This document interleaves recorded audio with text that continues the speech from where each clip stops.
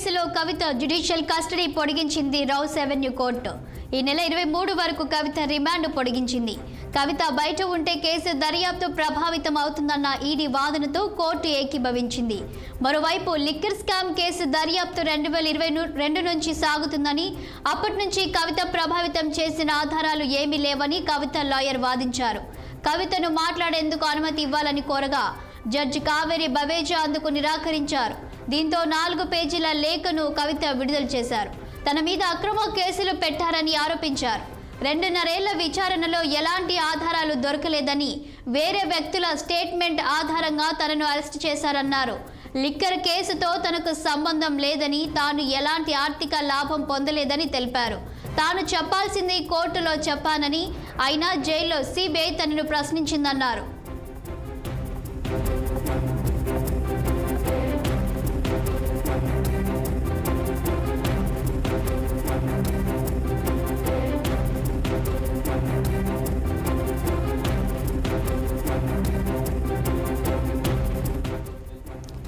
Delhi liquor scam కేసులో Kavitha judicial custody పొడిగించింది Rouse Avenue court. ఇక దీనికి సంబంధించి పూర్తి డీటెయిల్స్ మా ఢిల్లీ ప్రతినిధి అశోక్ అందిస్తారు. అశోక్, చెప్పండి, ఇక ఢిల్లీ లిక్కర్ స్కామ్ కు సంబంధించి ఇవాళ కోర్టులో ఏం జరిగింది?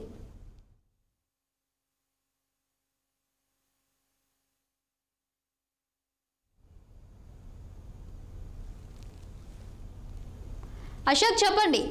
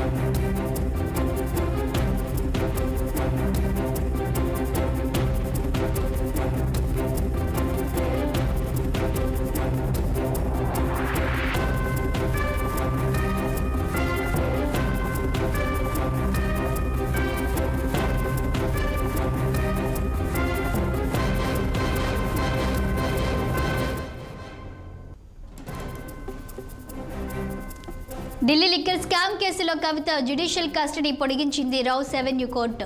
ఈ నెల 23 వరకు కవిత రిమాండ్ పొడిగించింది.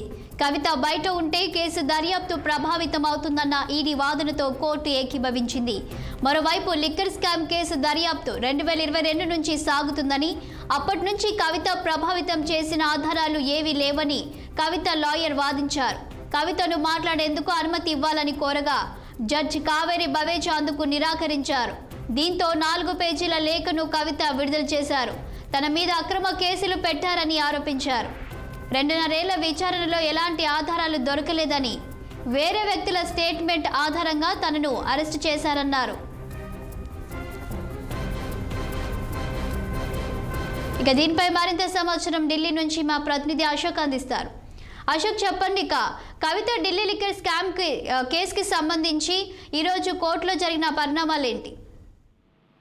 ఢిల్లీ లిక్కర్ కేసులో ఎమ్మెల్సీ కవిత అది జ్యుడిషియల్ రిమాండ్ ఈ రోజు ముగియడంతో ఆమెను ఉదయం 11 గంటలకు సిబిఐ స్పెషల్ కోర్టులో అధికారులు ప్రవేశపెట్టారు. సో 14 రోజుల పాటు జ్యుడిషియల్ రిమాండ్ విధిస్తూ కోర్టు ఉత్తర్వులు నిర్ణయం తీసుకుంది. సో ఈ నెల 23 వరకు ఆమె జ్యుడిషియల్ రిమాండ్ లో ఉండబోతోంది. సో కవిత మార్చి 15న అరెస్ట్ చేశారు. మార్చి 16న కోర్టు ముందు హాజరుపరిచారు. మార్చి 23న ఈడీ కస్టడీ అనంతరం మరో 3 రోజులు కవితకు ఈడీ కస్టడీ పొడిగించింది. 26 నుంచి ఈ రోజు వరకు కవిత కస్టడీలో ఉంది. మరో 14 రోజుల పాటు కస్టడీ పొడిగిస్తూ రౌస్ రెవెన్యూ కోర్టు కీలక ఉత్తర్వులు ఇచ్చింది. ఈ సందర్భంగా కోర్టు ప్రాంగణంలో కవిత మాట్లాడుతూ నా మీద అక్రమ కేసులు పెట్టారు, నేను చెప్పాల్సింది కోర్టుకు చెప్పాను, జైల్లో సిబిఐ నన్ను ప్రశ్నించింది అని ఆమె మాట్లాడుతూ ఏదో మీడియా ముందు మాట్లాడారు. సో ఈ సందర్భంగా 4 పేజీల మీడియాకు లేఖ కూడా విడుదల చేశారు. సో లిక్కర్ కేసులో నాకు ఎలాంటి సంబంధం లేదు, వారు ఆరోపిస్తున్న విధంగా నాకు ఎలాంటి ఆర్థికపరమైన లాభాలు లేదు, లిక్కర్ కేసులో నేను బాధితురాలు మాత్రమే, 2 ఏళ్ల నుంచి కేసు విచారణ ఎటు తేలడం లేదు, మీడియా ట్రయల్ ఎక్కువగా జరుగుతోంది, సిబిఐ ఈడీ ఇన్వెస్టిగేషన్ కన్నా మీడియా విచారణ ఎక్కువగా జరుగుతుందంటూ ఆమె లేఖలో ప్రస్తావించారు.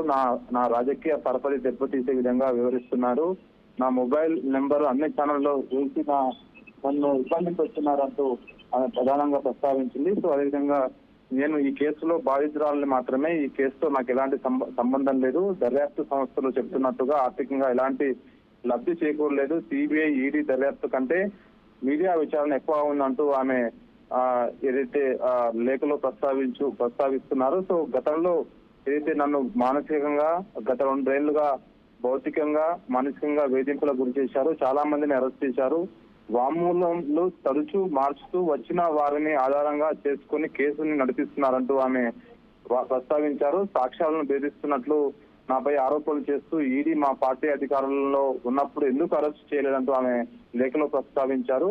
95 కేసులు అన్ని ప్రతిపక్ష పార్టీ నేతలపై సంబంధించినవి ఉన్నాయి, బీజేపీలో చేరిన వెంటనే ఆ కేసుల విచారణ ఆగిపోతుంది, పార్లమెంట్ సాక్షిగా బీజేపీ నేతలు విపక్ష నేతలను ఉద్దేశించి నోరు మూసుకోండి లేదా ఈడీని పంపుతామని అన్నారు. సో ఇలాంటి అంటూ మొత్తం ఒక లేఖలో 4 పేజీల లేఖలో ఒక క్షుణ్ణంగా మొత్తం ఈ కేసుకు సంబంధించిన వివరాలతో పాటు విపక్షాలకు సంబంధించిన నేతలపై ఈడీ ఏ విధంగా దర్యాప్తు సంస్థలు ఏ విధంగా దాడులు చేస్తున్నాయని మొత్తం ఆమె వివరించారు. సో ఈ పరిస్థితిగా తన చిన్న కుమారుడు పరీక్షలు సిద్ధపడుతున్న సమయంలో తల్లిగా నేను తనతో ఉండాలి, నా పాత్ర ఎవరు భర్త చేయలేరు, సో నేను లేకపోవడంతో నా కుమారుడిపై ప్రతికూల ప్రభావం పడుతుందంటూ ఆమె లేఖలో ప్రస్తావించారు. సో మరోపక్క ఇది ఇలా ఉంటే కోర్టులో కవిత తనను వాదించుకునేందుకు అనుమతి ఇవ్వాలంటూ ఆమె కోర్టులో ప్రస్తావించారు. ఈ సందర్భంగా కోర్టులో మాట్లాడేందుకు హక్కు కల్పించాలంటూ కోర్టుని విన్నవించుకున్నారు. సో కవిత తరపు న్యాయవాది సరే రాజ్యాంగ పరంగా వ్యక్తిగతంగా మాట్లాడే హక్కు కవితకు ఉందని వాదించారు. సో ఏమైనా ఉంటే వ్రాతపూర్వకంగా ఇవ్వాలని కోర్టు సూచించింది. ఎందుకు పదే ఆమెను మాట్లాడాలని పట్టుబడుతున్నారు అసంతృప్తి వ్యక్తం చేసింది సో కోర్టు. సో ఆమె తరపు న్యాయవాది వకాల్తా చేయాలని సూచించిన న్యాయమూర్తి సో నిందితులు కోర్టు నుంచి కూడా తమ అభిప్రాయాలు కోర్టు దృష్టికి తీసుకురావచ్చని ఈడీ తరపు వాదించిన దానికి కోర్టు అనుమతించలేదు. ఏమైనా వ్యక్తిగతంగా మాట్లాడాలనుకుంటే లేఖలో రాసి పంపాలి, లేఖ ద్వారా నాకు ఇవ్వచ్చు అంటూ న్యాయమూర్తి చెప్పింది, న్యాయమూర్తి ప్రస్తావించింది. సో కాబట్టి అది కూడా కవిత నేరుగా మాట్లాడేందుకు హక్కు లేదంటూ ప్రస్తావించింది. సో ఓవరాల్ గా అయితే లిక్కర్ కేసులో కవితకు ఊహించని షాక్ అని చెప్పుకోవచ్చు. అందరూ ఈ రోజు ఆమెకు బెయిల్ వస్తుంది అనుకున్నారు, కానీ బెయిల్ రాకుండా దానికి భిన్నంగా 14 రోజుల జ్యుడిషియల్ కస్టడీ విధించింది. సో ఈ నెల 23 వరకు ఆమె మళ్ళీ జైల్లో ఉండబోతున్నారు. సో ఈ నెల 16వ తారీఖు నాడు మళ్ళీ ఈ మధ్యంతర బెయిల్ పిటిషన్ పైన కూడా ఉంది కాబట్టి దానిపైన విచారణ వచ్చే అవకాశం ఉంది. విచారణ వచ్చిన తర్వాత బెయిల్ వస్తుందా రాదని మాత్రము ఈ నెల 16 వరకు వేచి చూడాల్సిన అవసరం ఉంది. అశోక్, ఇక్కడ చూసినట్లయితే మొత్తంగా ఈ ఢిల్లీ లిక్కర్ స్కామ్కి సంబంధించి కూడా ఇప్పటికే ఇటు కేజ్రీవాల్ని అటు కవితను అరెస్ట్ చేశారు. సో ఇప్పుడు వీళ్ళని కస్టడీకి తీసుకున్న తర్వాత కూడా రిమాండ్కి అయితే పంపించారు. మరి నెక్స్ట్ ఈసీ దర్యాప్తు సంస్థ ఏం చేయబోతుంది? ఖచ్చితంగా ఇప్పుడు 14 జ్యుడిషియల్ రిమాండ్ పెంచింది కాబట్టి 14 పూట ఆమె జైల్లోనే ఉంటుంది. సో ఈ మధ్యంతర బెయిల్ ఈ నెల 16వ తారీఖు నాడు ఉంది కాబట్టి ఆ మధ్యంతర బెయిల్ పై వాదనలు ఈ నెల 16న ఇటు ఈడీ అటు కవితకు సంబంధించిన న్యాయవాదులు ఆమెను కోర్టులో ప్రవేశపెట్టిన తర్వాత దానిపైన వాదనలు జరిగే అవకాశం ఉంది. యాక్చువల్ గా అయితే ఏప్రిల్ 20వ తారీఖు ఉండే, కానీ దాన్ని ముందస్తు తీసుకొచ్చి ఈ నెల 16ననే వింటామని కోర్టు స్పష్టం చేసింది. సో ప్రస్తుతం తిహార్ జైల్లో 2 ముఖ్య నాయకులు, ఒకటి కవిత, అదేవిధంగా ఢిల్లీ ముఖ్యమంత్రి అరవింద్ కేజ్రీవాల్ కూడా ప్రస్తుతం జ్యుడిషియల్ రిమాండ్ లో ఉన్నారు కాబట్టి ఆయన కూడా కోర్టుల చుట్టూ తిరుగుతున్నారు బెయిల్ కోసము. ఈడీని కూడా ఛాలెంజ్ చేస్తూ నిన్న హైకోర్టులో కూడా పిటిషన్ దాఖలు చేశారు మొన్న. సో దానిపైన కూడా ఈ రోజు మధ్యాహ్నం 2:30కు విచారణ జరగబోతుంది. సో ఓవరాల్ గా అయితే ఈ కేసులో కీలక పరిణామం అని చెప్పుకోవచ్చు కల్వకుంట్ల కవితకు. సో ఆమె కోర్టులో కూడా చాలా భావోద్వేగానికి గురైంది. తన కుమారుని నేను చూసుకోవాల్సిన బాధ్యత నాకు ఉంది, ఒక తల్లిగా నాకు ఆ హక్కు ఉంటుందంటూ ఆమె కాస్త భావోద్వేగానికి గురైంది.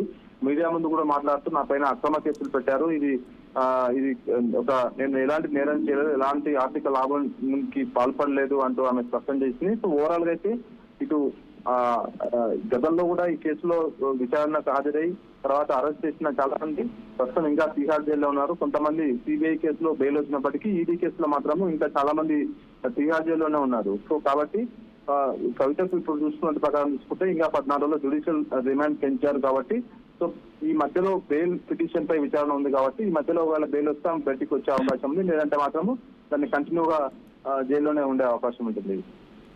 Thank you Ashok.